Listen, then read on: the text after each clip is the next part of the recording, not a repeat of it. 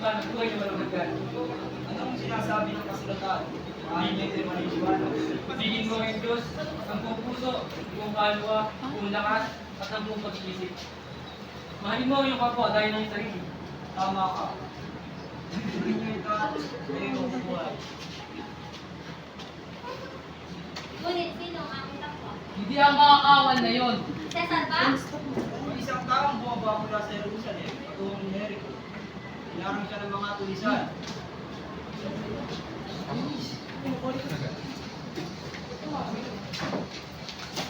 Ibaran. Binugbog.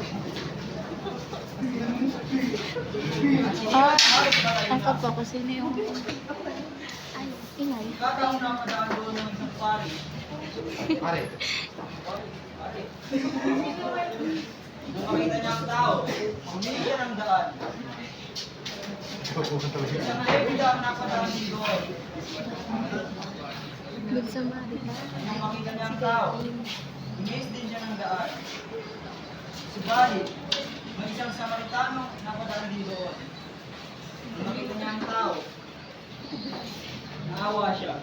Nilapitan niya ang tao. Lumusan ang kami sa palang mga sugat. Mabait.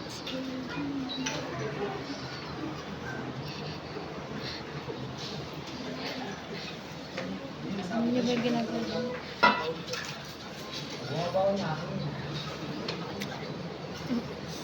Sinakay sa kanyang asno at dinala sa bahay panunggulan para doon alagaan. Sakay mo sa kabayo. Sakay mo sa kabayo. Sakay. Sakay! Ay!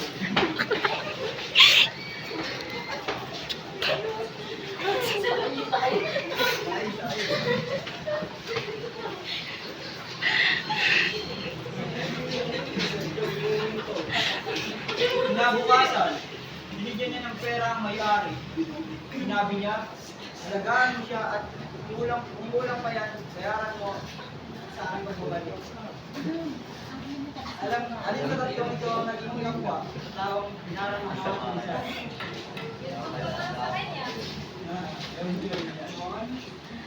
Thank you.